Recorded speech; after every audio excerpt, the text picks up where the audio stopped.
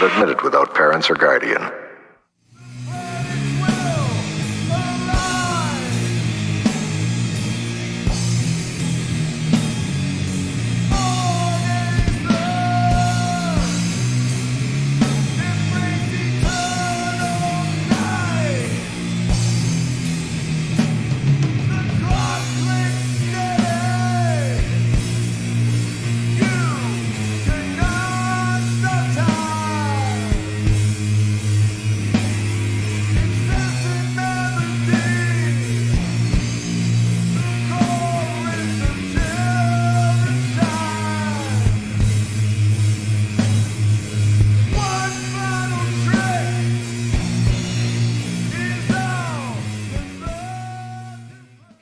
I could be wrong, but I think that song is about the movie Halloween 3: Season of the Witch.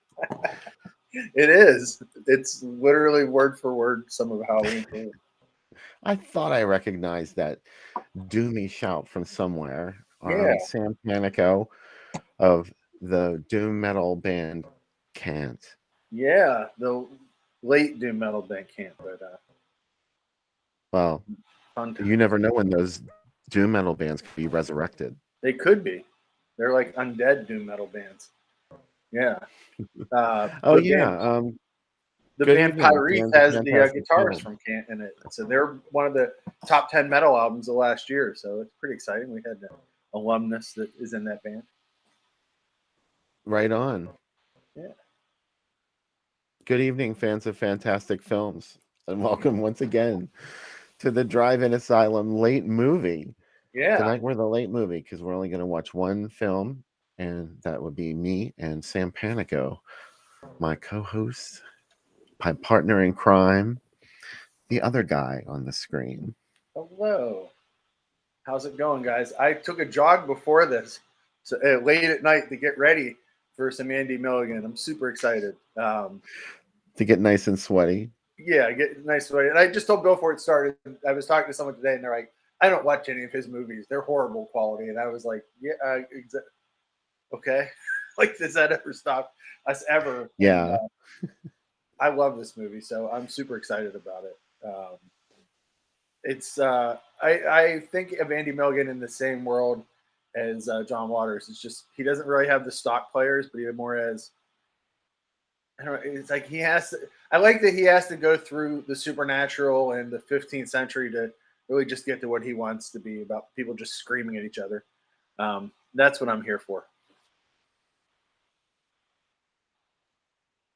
Yeah, that's one of my favorite things about Milligan movies is, I mean, he could have easily written a story that was at least something like this and not made it a period piece, but he just was obsessed with this. He did it so many times, and it just never stopped him from telling the story, even though everything was super cheap and cardboardish. The actors sometimes, I mean, I hate to call them bad actors because I really don't think a lot of these actors were all that bad, to be honest.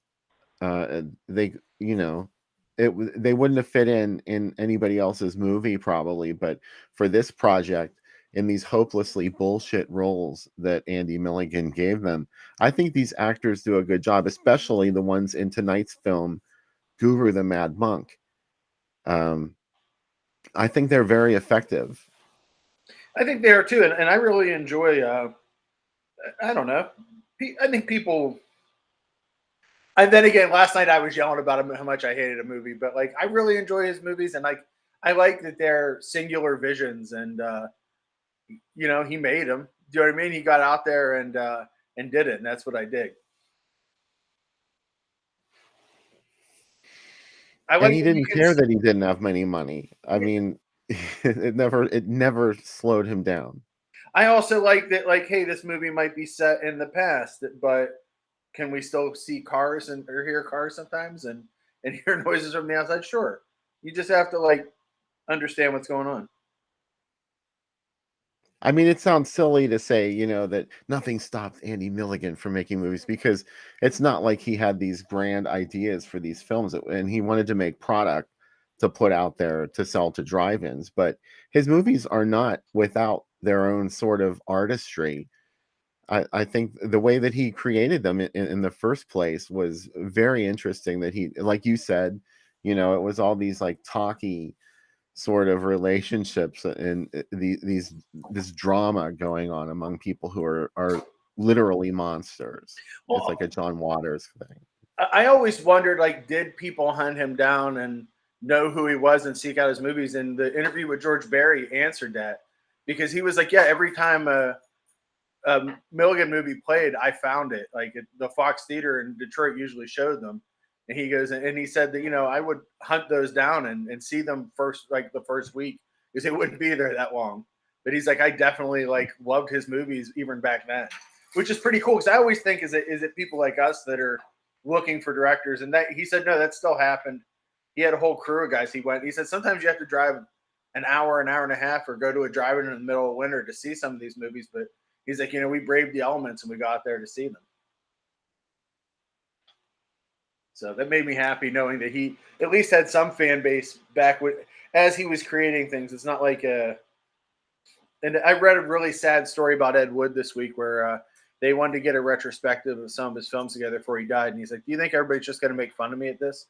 And like, well, yeah, probably. But also, like, it's cool, you can monetize that, or, this is, hopefully at some point, some directors realize that they have this cult of fame around them. I love when your metal hair comes out. Yeah, I know.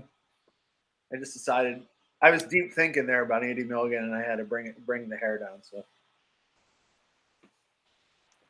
it should be set. The poltergeist hair is what Becca calls it. She's like, this is like Joe Beth Williams hair. That's what she referred to it as. Joe Beth Williams?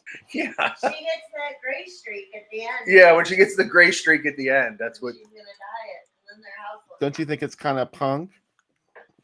I don't know. Yeah. I thought she was saying I looked like the Reverend outside the door singing songs. And both, yeah, trying to get little kids to kind of open the door. Just open the door for us. No, that's what she says to her daughter, Dominique Dunn. She says, "You don't like it? You don't think it's kind of punk?" Oh, really? Because she points it out to her. She's like, "You got this gray thing going on, Mom." Poor Dominique Dunn. Oh, I know. One of the earliest victims of the Becca said she's watched the Dateline episode about Dominique Dunn 100 times. So it is very sad. Don't you love these programs that make it sound crazy that people involved in a movie would die, or that something terrible like The Curse of the Exorcist? There's Shudder has a whole series about it, the cursed films. Some of them are really cursed. Yeah, they're not really curses. Like, just like, some bad things happen.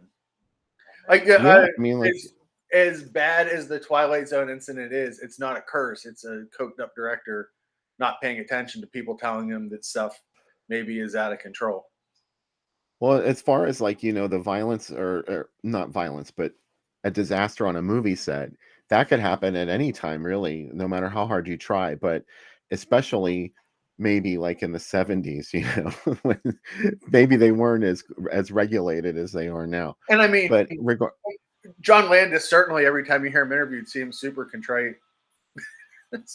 But those curses, really. what qualifies you for a curse, anything can qualify you as a curse, even if you just die of any reason. Like, no matter what the reason is that you died, it was part of the poltergeist curse.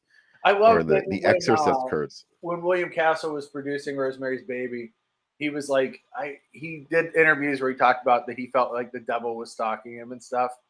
And they're like, oh no, that's just William Castle being William Castle. Like, the studio was like, you don't have to sell this one like you normally do. Like, it's cool. I always call it, it's like carny bullshit when that stuff happens. Do you know what I mean? Where it's like, well, a light fell. Like, lights fall in all movies. Rust. Yeah, well, that was negligence. It's mostly negligence, like Becca said, like rust. Like, it's negligence that causes most deaths, not curses. Yeah. Actually, the episode of Poker Face this week was about that. It was about Nick Nolte played a director of 70s horror films who had an actress die on the set, and the movie was canned and no one ever saw it. And he disappeared for like 20 years. It was really good. Yeah. Not that the whole show hasn't been great, but it's a really good episode. My cigar is unraveling. How annoying. Man. So I think it's interesting that Milligan, like, sometimes it's modern times, sometimes, but this one's definitely a period piece, and he what made most of the costumes for it too. Like, it's, if you just look at it as a costume piece, like the costumes are pretty intense in this movie. Yeah, I mean, it's not like he just threw some shit together. Yeah. This was sort of a vision that he had, or at least the best that he could create with nothing. I don't know. Like, did people give him money for his movies? I'm not sure how he financed his. And with the ones in London, I think he was Yeah, doing, those ones. but yeah, some of them were self-financed. Yeah. What do you think is the most he ever spent on a budget? Not much. Maybe a couple thousand. It's amazing. I was thinking today, because I get so many like streaming, direct to streaming videos where the budgets are under 20,000, maybe, and then or like shot on video stuff that costs like $1,000 or $2,000, And I think, like, man, if only Milligan had been around in this time, like he would have, so all the expensive thing was the film, and like now, like, there's no price for film anymore with digital. What madness would have he brought on the world, especially with smaller cameras and the ability to edit anywhere. But what's funny is, and I've mentioned it before, it's like, while technology has improved and editing has improved and you can do it anywhere, there's not the level of intelligence or originality within filmmakers. And I'm not trying not to be that old guy where I'm like, yeah, in my day, we used to sit in the snow and watch Andy Milligan movies in the drive-in. But, I would like to see that same level of madness from some directors. At least it was interesting madness. I'm not really interested by a lot of stuff that I see. Hey, you know what? We went to see that M. Night Shyamalan film. Oh, we Knock watched at it the last Cab. night. Yeah, what did you think? We get to ask Did you each go to other the live drive-in on to the see air. it last night? No, I went to this was a couple days ago. We went to an indoor theater. And not just because he's a pro wrestler, but I think Dave Bautista is a really good actor. I thought he was the best thing in the movie, and there's a lot of moments of like vulnerability in it that he does, and like he's the best part of the movie. Mm-hmm. I didn't like anything else. There was some of the work. Yeah, the little girl was good too, and Becca likes the guy from Mindhunter, a lot. But it's like there was some. Well, and I don't just judge movies of bad effects, but in the scene where the airplanes, or spoilers if you guys haven't seen it, but whatever. In the scene where the airplanes are falling on TV, there's one of the worst effects I've seen in modern movies in a long time. And we're gonna watch an Andy Milligan movie in a bit. I get it, right? But like this movie had a budget, and this is a mainstream, pretty big, relatively big. It's independent because it's his company producing, but it's got a budget. That and the fire at the end both looked like, almost took me out of it because they seemed like so false. I also have like a weird. I know the book is different. I talked to Sean Midas about it. The book has a more ambiguous ending, but I just got kind of weirded out by anytime you put like fundamental religion against a gay couple, kind of sort of. It just seems real weird. I wouldn't know anything about that. Yeah, exactly. It just seemed like I don't know, and it seemed like it was 6 hours when it was only an hour and a half. But I don't know. What did you think? You may have felt completely different than me. I'm intrigued. I don't know. I mean, I wouldn't say I didn't like it. And I know that he's made some pretty crappy movies. I never really thought they were that crappy. Even the ones everybody else hated, like, The Village was one of the first ones where they really started to turn on M. Night Shyamalan. And I really liked The Village. I thought it was super good, and I loved it. But everyone else didn't agree. And then there was recently I saw the one about The Visit. Yeah. Did you see that one? I haven't seen that one. No. How's that one? It's like 2/3 of a good movie. Yeah. It's about children, and the children are kind of annoying. There's a little boy and a little girl, and the little boy is super annoying. But overall, it was a pretty good story. I liked it. I disliked I Old a don't think he's lot. all bad. I think Old wasn't that good. I really like, we've talked about before, I really like Signs a lot. Because Signs has some really scary images in it, and it's that I was kind of hoping for the same thing when he visualized whatever the end of the world was on the TVs in this. I really wanted to have that same like horrific feel that you get from Signs when you see the aliens, and it felt like it didn't feel like I was getting that in this. Yeah, that part I disagree with you about because I was really creeped out by the end of the world stuff in it, and it felt somewhat authentic, Okay, and I don't know, but it was just the way I read it. I, I yeah, was I was probably looking at different things, but overall, I wasn't disappointed with it. I would never watch it again no, because it made me feel bad. It was I just kind really of like, like the two female actresses in it. I thought they were really yeah, good too. yeah, Like, they were. I think all of the actors were good. mm-hmm. That's the thing is like I really felt like there was a lot of talent in it, and I wanted More. I wanted more for the talent to do, and like maybe that's how I felt. I don't know, but I like the Village too. I think the Village, while the twist is kind of maybe seems like a lot of people are saying, it's a little obvious, but like I really like the Village, and I think it feels like a bigger movie than this. I don't know, like it's maybe because of the way it's shot. This is a very contained. Knock at the Cabin is very contained because it's in one place for most of the movie, Yeah. outside of the flashbacks. But The other movie, yeah, not the Beast. I never saw The Last Airbender. That's supposed to be one of the ones that's like super bad. what'd you say, baby? Everybody in Signs is like it's Mel Gibson walking. Oh yeah. Like I said, like his older movies seem to have like bigger casts. Like if you think about everybody that's in Signs, it's like mega stars. It's like Mel Gibson and Joaquin Phoenix, and this is like he's been getting like kind of smaller with the cast as he does the films. Like the Sixth Sense. Bruce Willis. The Sixth Sense has Bruce Willis and Donnie Wahlberg. Donnie Wahlberg is like, He's the best. yeah, he's like that's Got it. different levels.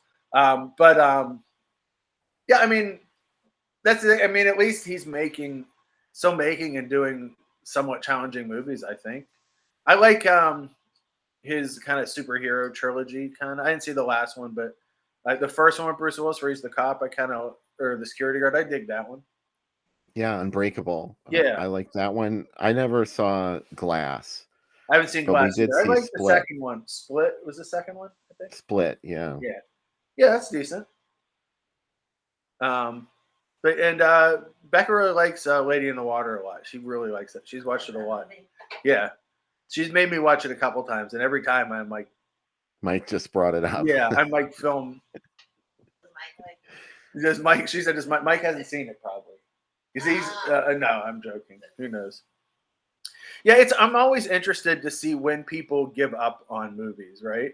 Like, do you know what I mean? Like, someone just said, Daryl just said, I'm done with him after maybe The Sixth Sense or Signs. I'm always interested to see the people still come back from him. Like, I mean, he must have people, like his movies placed really well every time they come out. So he has to have people that keep coming for his movies. And yeah, Becca just yelled her mom in the background. And he has, he even on like the show Robot Chicken, the cartoon show, they had him on it and he kept yelling, "What a twist!" every time something happened. Like that twist ending is what he's known for. So I'm sure when kids know today, kids are in school and they talk about occurrence at Owl Creek Bridge, and movie books that have twist endings, they're like, "Oh, it's like M. Night Shyamalan."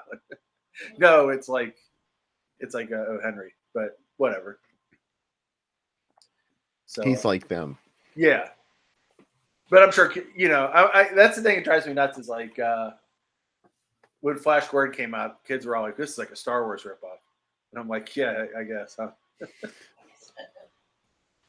Retroactive. Whatever, kids. 50 years Star Wars ripoff. That's the stuff we got. What do kids know? And we used to have arguments in school because my friends would say things like, "I saw Jaws 1, and Jaws 2." And I had to explain. I would argue with them. There's no such thing as Jaws and Jaws 1. Like, yeah, huh? I saw Jaws. I saw Jaws 1, Jaws 2. So Yeah.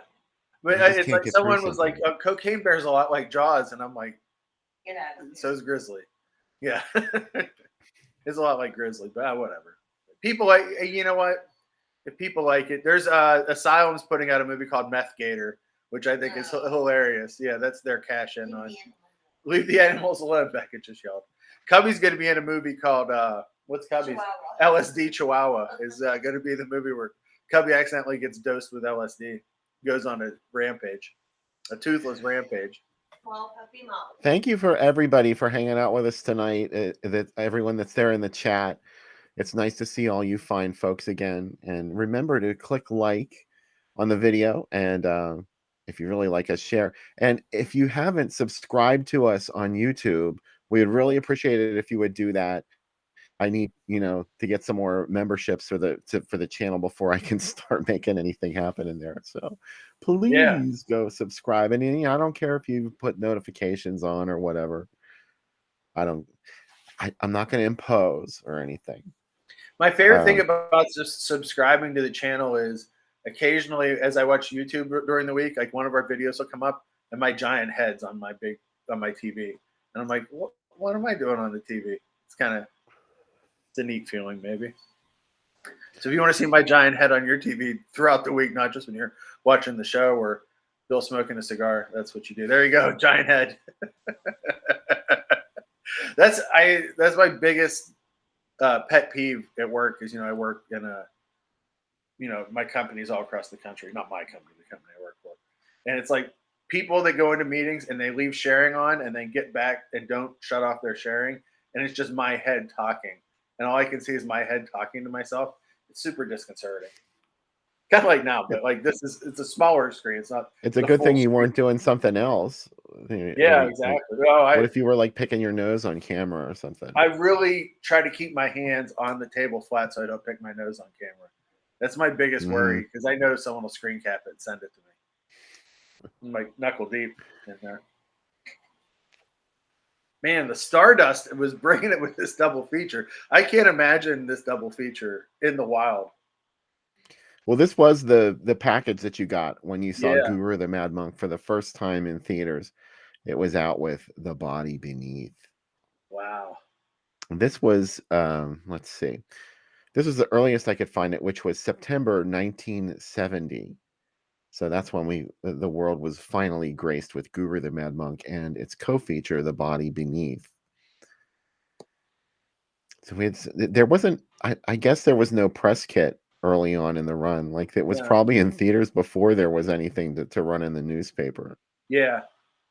There's something about these blocky ad layouts that really turn me on.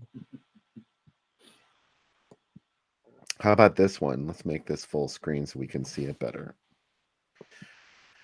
I don't know what most of these movies are, but there's what has to be our first film of the evening, Guru the Mad Monk as Mad Monk. Yeah. Whoa. But who? Viking? Is that the poster from The Skull getting reused? Yes. Wow. Very astute. That is Peter Cushing's The Skull. Yeah. I love the hand-drawn bag of popcorn. Like, and the look with the little eyes, it's so cute. Like, compared to, there's like a skull with beams coming out of its eyes, and someone's like, oh, look. They mustn't be in the same shared universe. I know. And, if you can stay alive for all four, you get a free pass for next week. So. I think that'd be pretty easy. I'm sure there's people who are like, I don't want to come back next week. 4 movies? I bet that was Vengeance of the Zombies would be my guess for that one. That Viking Women versus the Sea Serpent. Oh, the Roger Corman one? Yeah. Or the one he brought here and remixed. Yeah. That makes sense. Who knows what Frankenstein was? Well, I know what it wasn't, and it was it wasn't Universal. Not the Universal Frankenstein.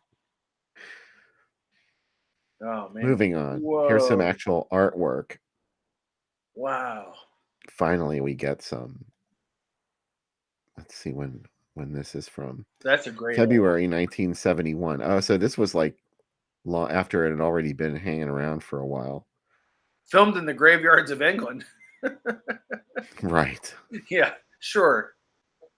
Man, this ad's got it all. It's got bats, it's got skulls, it's got creepy women in the background and the Well, foreground. the artwork is actually for The Body Beneath, because this Yeah. is part of, see, here it is as part of the Okay. actual double feature artwork. It looks like someone traced over it, though. Do you know what I mean? Like someone lightboxed it.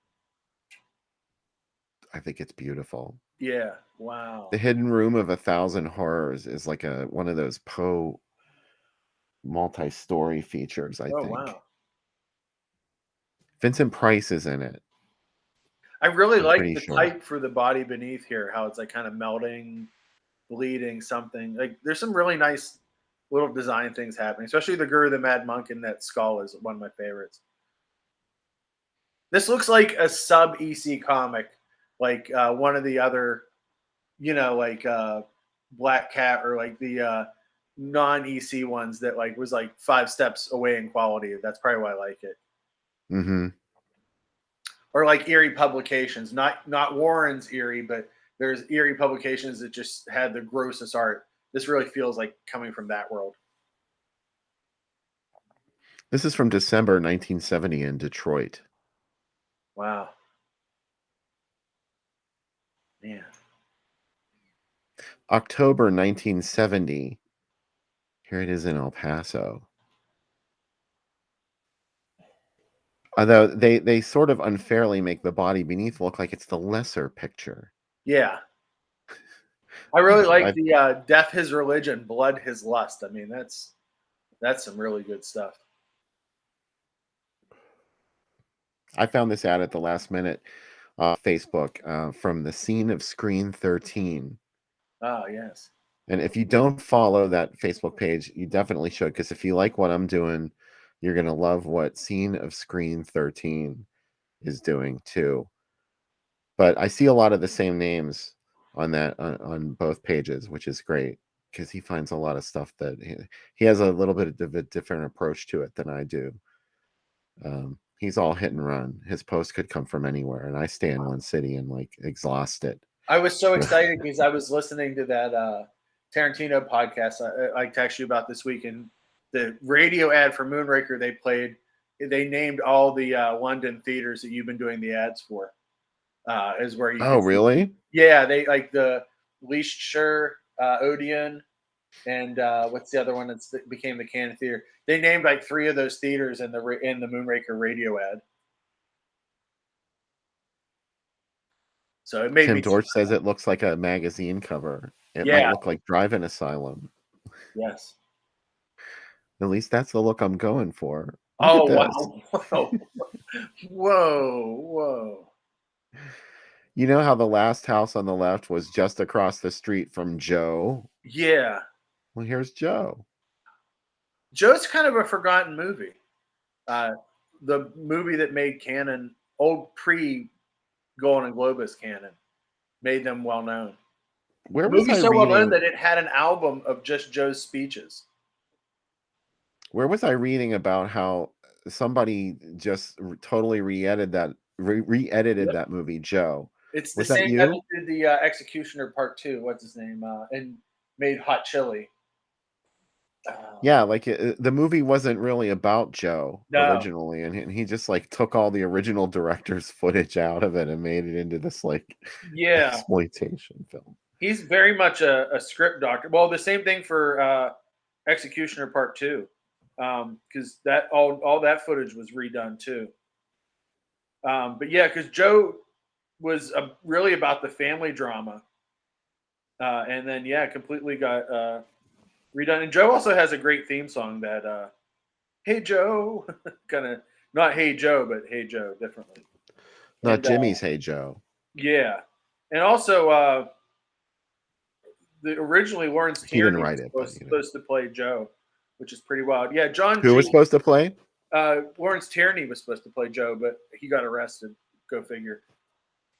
John G. Avildsen did it.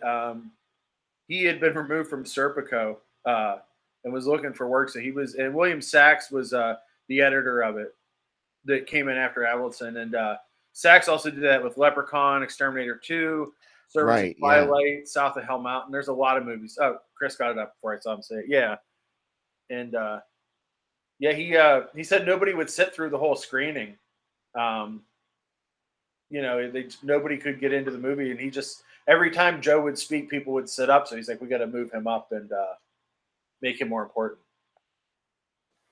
And they did. Yeah, but it's funny, for as big of a movie as it was when it came out in '70, it's not really remembered. Outside, I know Tarantino brought it up a lot in his book, and he's talked about it on the show. But it's kind of lost. But look at our other movie. Yeah. Our other theater there for Guru the Mad Monk, Body Beneath, Hidden Room of the Thousand Terrors, which is the same triple that we just saw. But looky here, it has this weird artwork that I can't think of what movie that comes from. Yeah. I was going to say the Illustrated Man. Dreamscape, I think it might be called. Not the one from the 80s. There was another one, an earlier one called Dreamscape. Oh, wow. I'm probably wrong. I also like that, after these 3 horror movies and this super racist film, Love Story's coming to the cinema next month. So don't worry, we'll be fine. Just to clear the air. Yeah. Yeah. Love Story's on its way. There's what's the tagline? Love doesn't mean having to say. Love means never having to say you're sorry. Yeah, exactly. Which is kind of a bullshit concept. You know what I hate even more than that? The Love Is characters. Remember those naked cherubic characters, and they would have. Oh yeah, yeah. Thankfully, those disappeared too. It was nudity right there in the newspaper. Mary Whitehouse would not have approved. Yeah, Love Is saving the extra slice. I don't know. They would always have these kind of things. Pizza, and they'd be like 2 naked cherubs eating pizza together. Becca missed out. Becca was born too late to get into the Love Is moments. Guess what time it is? Looks like drink time. It looks like it's cocktail time, and here is a pre-recorded message from Sam Panico for tonight's adult beverage. Hello, everybody. Welcome to Midnight Mass. Instead of communion and wine, we're going to have a mixed drink. Tonight's mixed drink is the Frenzied Friar, which is made with Frangelico. Sponsored by Frangelico. Frangelico has this nice little robe here, and Frangelico is actually made in the Italian Alps. 3 centuries ago, Friar Angelico made this for the other monks. So what better drink to have during Andy Milligan's The Mad Monk? Is he related to the Panicos? Yes, he's my great uncle Angelico Panico. Frangelico Panico. His middle name is Mangelico. Mangelico Panico. Anyway, let's talk about the ingredients before we get started tonight. We got 1.5 ounces of Frangelico. We have a combined lemon and lime juice, 3/4 of an ounce each. And then you're going to have a cherry, and we're going to have some garnish. It's all going to go in the shaker. And we thought, let's have a rave while we're doing it. So let's bring the 90s back. A Jesus rave. A Jesus rave. It's all about him. God is doing a new thing, as DC Talk once told us. All right, so we're going to put in that 1.5 ounces. Let's put in that juice. We have crushed ice in there. I pre-crushed it. Some people get a fancy Gibson bag. Not me. I put it inside a baggie and took it outside and threw it against the wall for 5 minutes. So that's how I get my Now you know it's good. Yeah, let's shake it up. You want to shake it until it gets icy and it hurts your hand. That's the kind of pain. This is also my monk robe. We got high budget this week. Wait. Shake it in the name of the Father, Son, and... Oh, yeah. The Father, the Son, and the Holy Spirit. Amen. Or the Holy Ghost. They changed that, because people were getting scared. They didn't want a ghost in their house, much less a Holy Ghost. All right. Here we go. Some Frantic Friar there. It's glowing. And then we're going to drop off A little cherry. And then look, this is how fancy you get. You put Will I be able to do it? Yes, I will. I cut them for you. You did a great job, too. I'm just the writer in town. Becca is the props. Frickin' Martha Stewart. Yeah, the director. Look at that.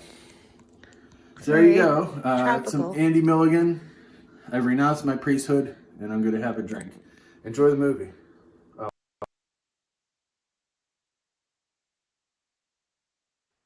That ended so abruptly, I wasn't even prepared. Yes. Anyway, Pazuzu, did you have the drink there? Oh, you have another I drank one. it earlier, and let me tell you, it's a sophisticated dad drink. It's the kind of drink if you were young, you'd be like, I don't know, but then you're older, you're like, this is a sophisticated sipping dad drink, and I enjoyed it very much. I made mine super fancy. What are you drinking? Your drink. Oh, what do you think of it? I'm excited. It's good, yeah. Good. Awesome. Tell your Uncle Frangelico that I liked it.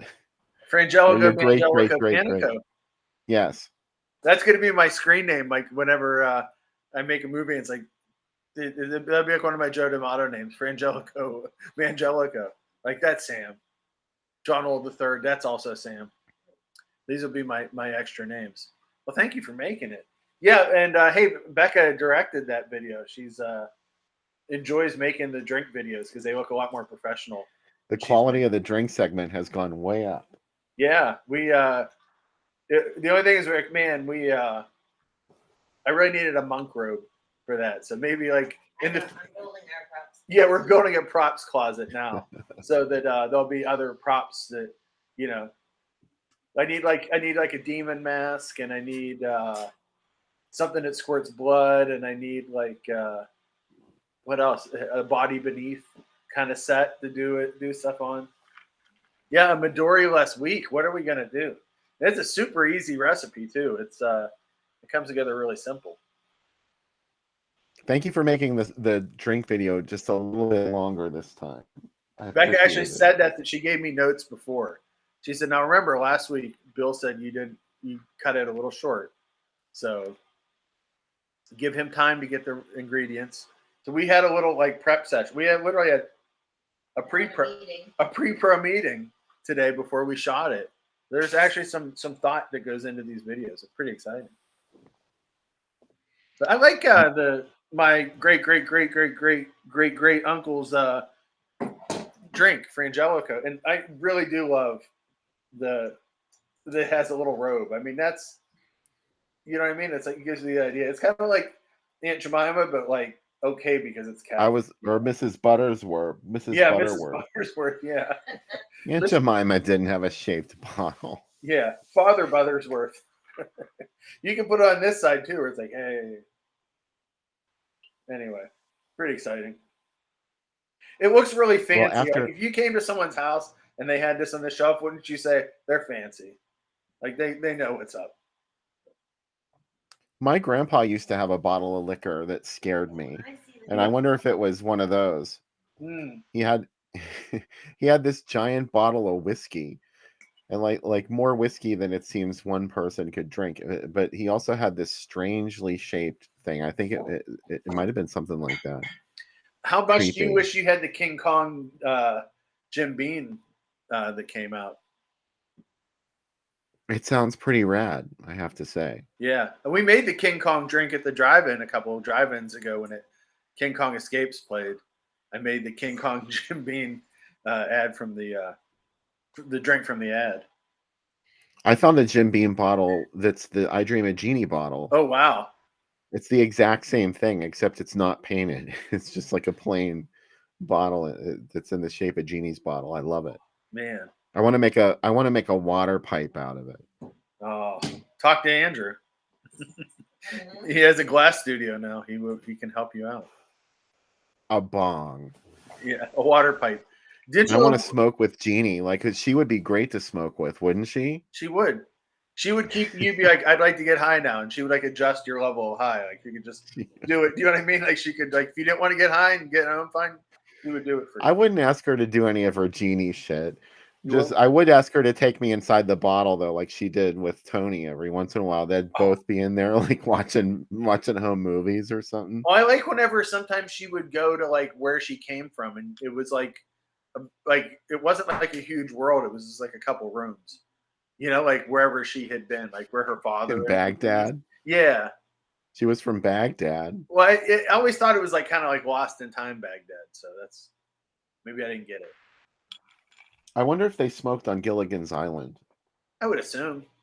I mean, I bet they're throwing some shit there. Bob Denver really was a big smoker. Not Bob Denver. What's his name? The Gilligan, yeah. Bob Denver, yeah. Bob Denver. Yeah. He was a big, huge pothead. So yeah, I would assume that they were. I'm sure that they couldn't get off the island to say that. You know what's funny is someone I was just watching they made the cartoon the Gilligan's Island in space in the late 80s, early 90s. I think it was late 80s. And someone said at the show, they're like, so they figured out how to get a spaceship into space, but they couldn't get off a deserted island. How's that work? I also love that Bing Crosby was a smoker. Really? Mm-hmm. Man. Yeah, he was a big smoker, and he smoked it openly, and he was he advocated for legalization. Wow. Bing Crosby. So that whole him hanging out with Bowie, not as big of a leap now. Oh yeah. Yeah. They were smoking. You better believe it. Little drummer boy is all about smoking. I mean, I'm not saying Bing Crosby was or wasn't a great person. It's just I love thinking about all the grandparents who frowned on their own kids smoking weed when this guy that they idolized was a big weed smoker. My mom has a tendency to like ruin any celebrity that I really would like as a kid. And I remember one time I was like, some Bing Crosby song was playing. I'm like, I really like that song. She's like, he beat the shit out of his kids. And I'm like, I just would like to enjoy the song. And then we saw Mary Poppins at the drive-in, and she's like, Dick Van Dyke was a drunk. And I'm like, okay, I don't like he's a chimney sweep. I'm 8. Like I don't need to. I don't even know what a drunk is. I'm 8. So that stuck with me. It was like it was always like, I don't care if you like this person. Maybe that's why I started liking like Joe D'Amato and Jess Franco, like reprehensible people that nobody can say anything bad about. Bad people make some cool shit. Yeah, they do. So, but look at Joni. Yeah, she was so mean to her kids, but she made some good movies. I also like thinking it's like, I know that yes, she was, but this is the line I have in my head. Is like, was she really that bad, or was she just bad? Do you know what I mean? Like, I think she was probably a shitty mom, but I'm like, was she a monster? Like, I don't know. Though I got to tell you, I think about it a lot. Like sometimes when I'm like in the middle of work and I'm like kind of down, so I'm like, man, I'm never going to get out of work. I think, how great is it that when her daughter got sick, she took over the role. That scene where she's in the hospital and she turns the TV on and sees her mom. That was Bill, yeah. Yeah, it's great. That's one of the few things that is pretty much like the book, because the movie takes a lot of liberties with the book. The book is actually worse, because you can laugh at the movie, but the book really takes you into this relationship, and it starts to get really scary. I believe everything Christina said. And again, I'm not saying that, a lot of people hate Christina and they're like, oh, she made it all up. No, she didn't.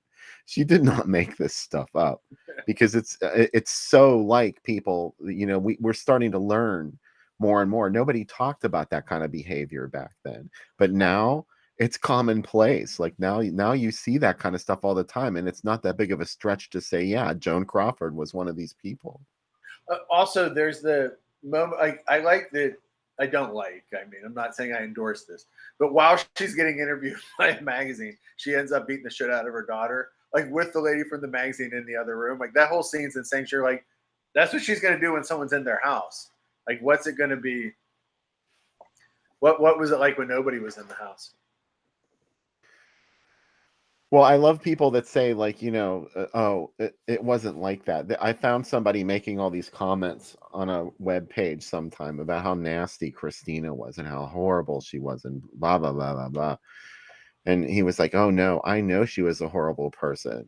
My friend had a sister who worked in the house and was one of the servants. I'm like, oh, there you go.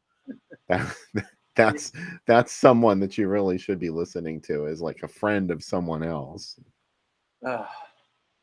Yeah. Man, I really do think how often I say stuff from that movie. It's quite a lot. Like what? What do you say from Mommy Dearest? I said it the back of the day. I'm going to tell. Oh, I am. I am going to tell. And I say handsies and kneesies all the time because that's how I mop. Like, I don't believe in using a mop. I believe in getting down there and scrubbing with the sponge. I really do. Like, I'm on that. On many things, I don't agree with Joan. On how you mop a floor, handsies and kneesies, 100%. What about when you polish the floor, you have to move the tree? Yeah. I'm not mad at you. I'm mad at the dirt. Did you hear that? Do you get mad at the dirt? Yes. Yes. I've heard her yell at dirt before. I can't admit that. I get mad at the tub dirt. Oh. I hate cleaning the tub because it's really awkward. The shower stall that we have, you have to like basically get in there and scrub it while you're taking a shower. I hate that dirt. I'm mad at it. Oh, Becca likes the Pepsi speech too. Oh, that's the best part of the I think movie. that's the best part of the movie. Yeah. Where she grabs that entire board by the balls just by making a threat. Yeah. Who hasn't wanted to do that Oh. to a room full of people at one point or another in your career? There's been like a meeting you've been in, or you know something worse, like where a bunch of people were sitting around and you just want to like grab all of them by the balls. So you're gonna be nice to me or I'm gonna ruin you. It's great because like I like that those guys are all just kind of so like weirdly like off-putting and think that this is going to be the easiest meeting, and they're just like just knocked out, like literally, like you said, within less than a minute she's destroyed everybody in the room. And they didn't see it coming somehow. No. Like, had they never met her? Was that the first time they met Joan Crawford? Do you think Joan would be happy if I just suddenly did this in the background, just casually brought a Pepsi logo up and then just it floats back off? Wherever her grave is, it just lit up there for a moment. Oh. She's in a mausoleum. I always see her grave on Find a Grave. Someone posted it. And like she and Al Steele are buried together. She's like, Sam, turn the logo out. Don't be drinking it like this. Bill and I should make a pilgrimage. Yeah. Becca said that maybe we should take a pilgrimage to the mausoleum. To go visit Joni? I'll go. Yeah. That'd be awesome. Joni and Al. Yeah. Let's do it. I also love whenever he's like trying to fix up the penthouse, and like the bills are like piling up, and he's trying to like have a nice, really try to be nice to her. She just like cuts him a look, and he's like, "Oh, okay, whatever you need." She destroys him. I'm turning this into our showplace. Yeah, Becca actually said that to me because I said about our kitchen. I said, "How much is this costing?" And she said, "I'm turning this house into our showplace, Sam." And I said, "Oh, okay." And I literally did exactly what he does. I had this argument that I was going to bring up about setting budgets, and then as soon as she said it, I was like, "She's right. I mean, this is what she wants." And then I just went in the other room. I had a heart attack and died. She took over the board of Med Express, and that's what happened. She's now on the board. I'm a ghost. Anywho. I'm looking for tonight's feature.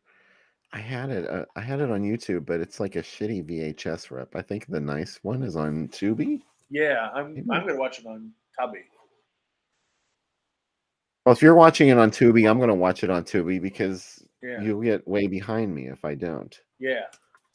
If you like this movie, let me tell you what the other movies Tubi has recommended, because they're all great. Night of the Seagulls. Yes. Mausoleum. Come on. Mardi Gras Massacre. Night of the Werewolf. City of the Living Dead. Clownado, a newcomer. Legend of the Wolf Woman, yes.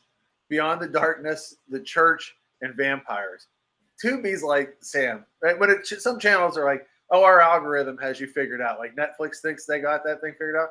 They don't. Like Tubi knows me on a level that no streaming service has ever known me before. By the And way, I love them for it. I have to give a plug to my Fabulon video. Yes. Yesterday, the world premiere of the brand new Fabulon video created by me for a track from off of his previous album, Volume 2. It came out in 2022, and it was my favorite song on the album. The title is Pussy. You've heard it on this program before. I know you have. You saw a little clip of the video while I maxed it out, made it the full length of the track, and there's a lot of new cool shit in it. So go look it up. It's on YouTube. Follow Fabulon on YouTube and on Facebook too. And there'll be lots of cool shit from Fabulon in the near future, and maybe some more videos created by me. So I hope you're watching. Awesome. Before we start the movie, we should tease next week's movies, Bill. Yeah, I keep forgetting we're only doing 2 segments tonight. Yeah. So, well, first of all, our guest next week is going to be Joseph Zazo, who is directed 4 shot-on-video movies in his youth and has acted in a lot of movies and produced a lot, and also now works on books. Has done a cooking show. He cooked food with Bobby Rhodes, which is the craziest thing, and he is very much on the same wavelength as us. I just did an interview with him that'll be up on the site this week. When he said to me, he's like, one of the things we talked about, Bill, is he's like, the first time I saw Lisa and the Devil, I hated it because I was 6. And he goes, and then like 10 years later, I saw it again, and he said, this movie became my life. And I was like, you're in the same place. He goes, I wanted monster movies when I was 6, and when I got older, I wanted weird shit. So, yeah, pretty exciting. So the movies next week are one is a sequel. How about that? okay, yeah. And it had. No, I'm trying to think of anything I have gives it away, right? Yeah, it's difficult. It's a sequel, and It's a movie. Yes, go ahead. Sorry, wait, go ahead. You finish what you were going to say. It has the famous children involved in it. How about that? I was going to say that one of the titles of our movies next week is also the title of a popular band. Ah, yes. That's a good one. But I think you were talking about the other movie, the one that's a sequel. Yeah, the Squeakquel. There's that. And then the other one,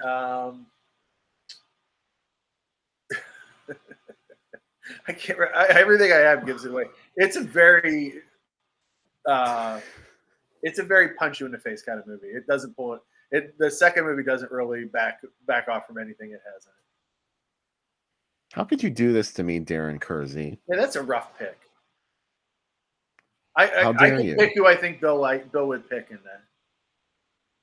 Well, if I had to pick one of them, who do you think it would be? It would be Aldo Ray. Yes. Yeah. Absolutely. Yeah. And Mike Justice, I'm not even like going to answer this one. Nashy's not someone you're going to stay with. No, absolutely not. But Aldo Ray, Ray, you could build a life partner kind of thing with him. That's what I'm thinking. Exactly. Yeah, I'm a romantic. Especially if I kept everything stocked up on booze. Yeah. He's like, do I have to wear the cop outfit again? You're like, put it on. Oh, yes. Aldo, you are wearing it. Yeah. The other one, man, I would say, man, Mr. Alphonse is one of the most upsetting looking people in the entire world. Yeah. That's on Tarantino's podcast. He's like, he really feels like Jim Henson made him. He's such a non-human looking human. So yeah. Yeah. And I didn't mean to imply that I would, obviously Aldo Ray and Paul Naschy are 2 of my top 2 favorite dudes. So, yeah, that's a difficult. I'm not saying I wouldn't enjoy an afternoon with Paul Naschy. And maybe the rest of my life. There's no loser in that one.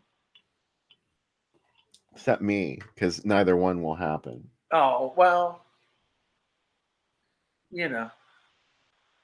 we can dream about things. Can we talk about Guru the Mad Monk? Yes, let us.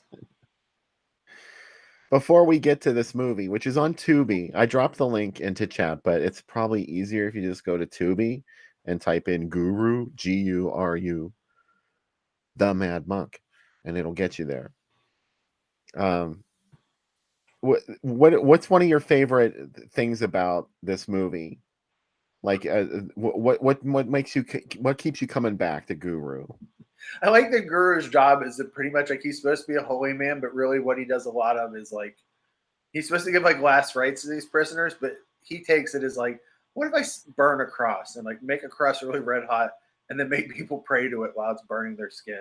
Do you know what I mean? It's like he kind of like doesn't understand his job, and I kind of dig that. I also like that he's the worst sinner of all the people. Like he has a mistress and he kills. Do you know what I mean? It's like, but he's kind of like the Witchfinder general of this movie, right? Yes, absolutely. It's very similar Yeah. to that character.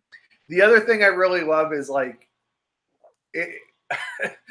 Andy Milligan could just make a Witchfinder general movie, right? Like that would be scary enough. But he's like, you know what? This needs a fucking vampire woman in it. Do you know what I mean? Like, Vampire. Yeah, it needs a vampire and it needs a hunchback. And it's like, okay, now I feel like I can make it. Like it feels like he has to have these supernatural elements in order to be able to tell the story, which is really just about how people hate each other or how people are horrible people. How they end up together, stuck together. That seems to be Andy Milligan's theme. Yeah. He sees relationships as at the beginning they're really exciting. Yeah. Like probably when the son of the Wolfman and Dracula's daughter got together in Blood, they were probably had the hots for each other from the minute they met. But then eventually their relationship started to degrade into this thing that it had become, with him just searching constantly for blood to keep her from totally decomposing. Do you like that whenever they ask, someone asks early in the movie, like, how did she become a vampire? And he's just like an offhand, he's like, well, she was bitten by that animal. Oh, in Guru, yeah. Guru, yeah. Bitten by that, and there's no explanation for like why is she a vampire? Like, why is she not what the movie is about? Yeah. She's just a miscellaneous character. Also, like, I think you wrote it, maybe, that Judith Israel has Mia Farrow's hair in this. Like, she's like channeling Mia Farrow in this movie. And her clipped accent. Yeah. Which is wonderful. Yeah, I think the thing I like the most is like, it's ambitious to make any movie on the budget that Andy Milligan had. Make a period movie is super ambitious. And it's rough. But he did it. I can't imagine if this really was the Middle Ages, how this hair would have been done. Like, how would they have styled these in the Dark Ages? How would they have got some of these hairdos? Yeah, she must have had a hairdresser staying in that tower. Yeah. Because her hair is just beautiful. Yeah. And her makeup. Speaking of Blondie, Vince Cornelius, your hair is beautiful. Whoa, tonight. But her makeup, her hair, everything's perfect. She seems like she is bathing on a daily basis, and yet you're gonna have to watch the movie to figure out. Maybe this is better for the second segment when we come back. Yeah, I think so too. We got to save some shit to talk about later, huh? Yeah. Back to, I saw that Paul said he's sad he's gonna miss next week's movies. I would say the second movie shocked me the first time I saw it. I was like, I really can't believe how much they're talking about dick in this movie. Like it comes up a lot. I'm serious. It is about penis. Yeah. Yeah. It's a central plot point of the second movie next week. You're giving it away. I know it's gonna no. I'm giving it away to you because if I said that to you, you would go, I know exactly what movie you're talking about because we've discussed this many times. Darren's already getting excited about next week's second feature. Yeah. Order the Blu-ray. Well, you gotta, if we tell you early enough, order it tomorrow. Get that Amazon shipping. It's streamable. Don't worry. Fuck yeah. Yeah.